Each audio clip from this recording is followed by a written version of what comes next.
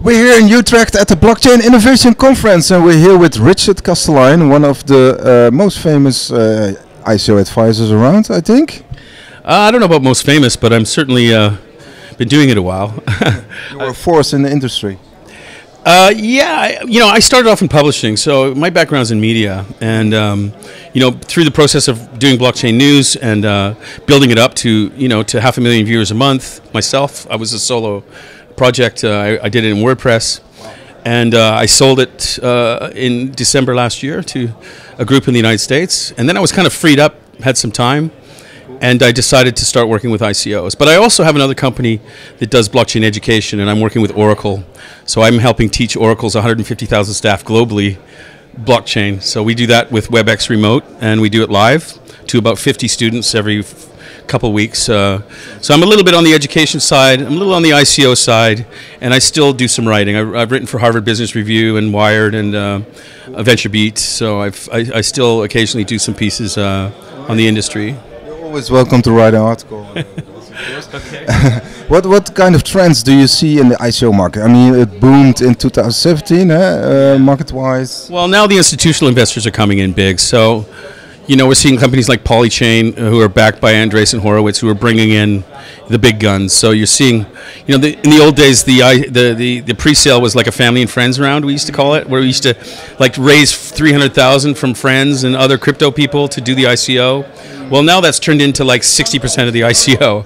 So the average ICO is $12.7 million now. 60% of that is raised in the pre-sale on average. So it's turned into something completely different, which isn't really fair in a way, because it's the big guys still making the big money again. We're going backwards. We're not democratizing investment, which is what we should be doing, giving everybody a fair shake. Is there something to do about that process, or it's unstoppable? I think it's kind of unstoppable at this point. The money's too easy, too attractive for when you're doing an ICO and you can raise 12 million or 8 million, 80 or 12 million in a pre-sale. Well, your goal is to raise money, right? But you also have to build community. So if you're going to do a small public sale, then you got to be, you're going to end up airdropping or doing something like giving them away. But are you really building a community when you're dropping them off and there's 300,000 Indians grabbing the free money? I don't think that's really a community. To build real organic community, I think you need to have at least probably 40% of your, 60% of your total allocation for the public. That's my opinion. What do you mean by that? I mean, for the tokens, you mean? No, I'd say not of the total tokens. No, that probably sounds wrong. But instead of raising 60% in the pre-sale, raise 40% in the pre-sale and 60% for the public. So, kind of break it down that way. I don't know how many tokens that would be. That would depend on how much you're raising, of course. Actually, Alex Mashinsky of Celsius said, it's all down to community. I mean, if it will be a success or not. That's what drives it. I mean, and I still get these people like Bruno, saying, well, if it doesn't need blockchain, you don't need to do an ICO. And look, we're tokenizing the world, mate. That's the fact. It's going to be digital. It's going to be real world assets. It's all kinds of things. I'm working on 2 projects right now, one in Hollywood, one in Bollywood. So I'm helping raise money to build online film funding communities that use cryptocurrency and have all kinds of community mechanisms like rewards for contributing and helping people with their productions, and finding casting, and people can get rewarded in tokens in many ways by actually engaging with your fans as a producer or a director or as a filmmaker. I mean, it's like a dream come true. So this has nothing to do with blockchain technology. But it does have to do with community.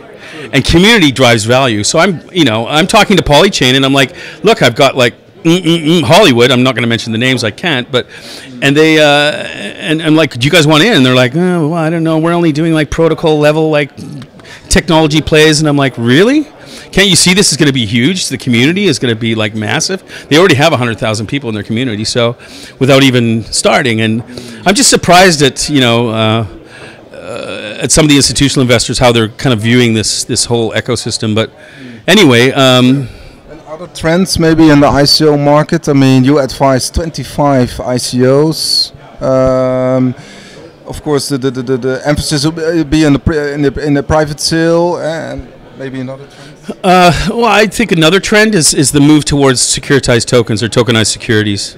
So then we're back to square one again. We're back to like shares, which is equity, you know. But it's actually kind of good in the film for the film stuff that we're doing, because not only can you invest in, you know, in your tokens into a film, you can actually participate in the proceeds if that film is successful. So securitized tokens will have their place, I think. But on the other hand, it's more power, you know, back to the investors. It's a harsh process. I mean, in the USA, I mean, U.S. companies don't want to be a security token. No, but they all are security tokens according to the SEC. So, you know, I just have a blanket policy. Any ICOs that I work with, we IP ban America. So. Maybe you can say something about your framework. I mean, there must be like a blueprint you use for every ICO, or is it like custom made? Contractually, yeah, it's a blueprint, but and yeah, it is kind of custom. I mean, customize a little bit, but to be honest, I have a package that I come with every ICO. Yeah. It's quite well structured now. After 25, it's like, well, how do I manage this many? Yeah. I have to keep it in order. I have a full-time assistant who helps me manage that stuff and make sure that I'm on my phone calls and dealing with it. Some of them I haven't even heard of in like 3 or 4 months. So, you know, sometimes that happens. I just lose track of them, and someone says, "Oh, you got some ether coming," and I'm like, "Yay!" or, you know, whatever. So I mean, the whole thing is about networking, isn't it? I mean, is that the core of, or I'm a top? Well, I was a top 10 advisor on ICO Bench. Now I'm like 15, and I'm actually happy I'm off the front page, because I was getting 3 to 5 offers a day on LinkedIn.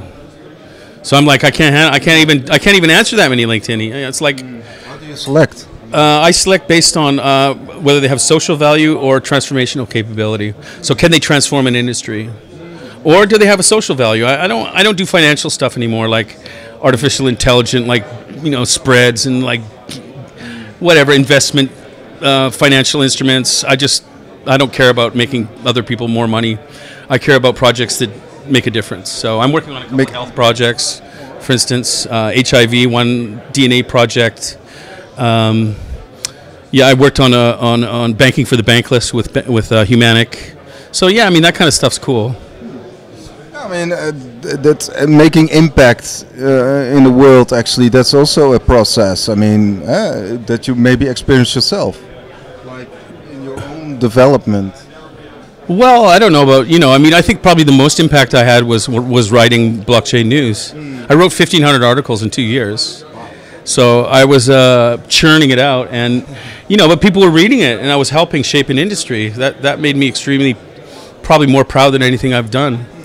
Mind you, I was very happy to sell it. I was tired. At the end, I had 15 advertisers, you know, and they were paying me 1 Bitcoin per banner ad. Back when it was under 1,000, you know.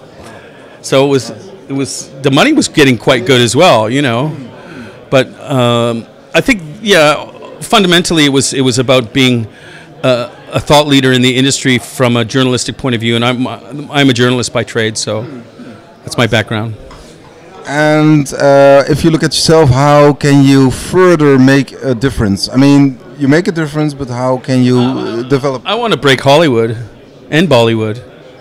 Yeah, I like, and you know, those are two things that I'm passionate about. I've been in the media, I've been in the film industry, you know, I've been in the television industry before this. I was 5 years in TV, so yeah, I hated the cartel. I hate the fact Weinstein. I mean, God, that whole thing needs to be torn down from the bottom, you know.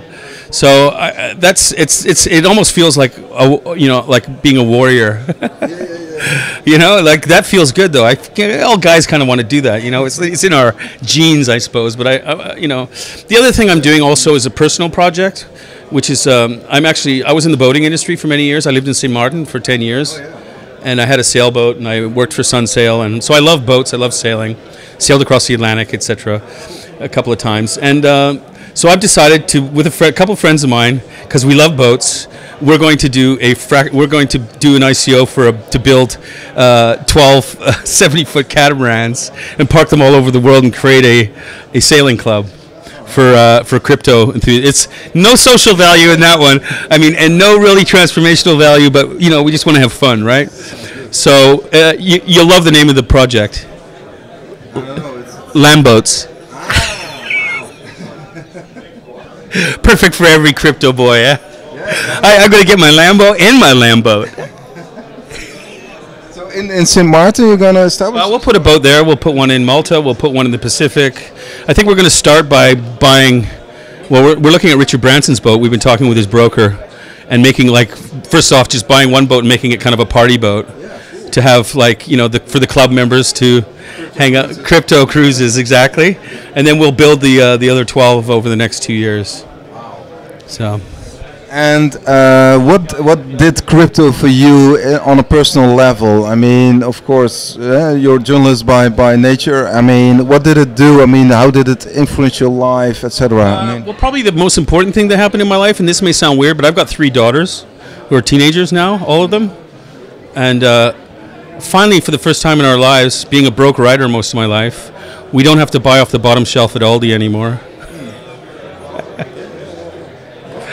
So, my kids have grown up, no, I wouldn't say poor, or, no, I mean, nobody's poor in Groningen, really. But, we as a writer and as a creative, I wasn't, challenges, sure.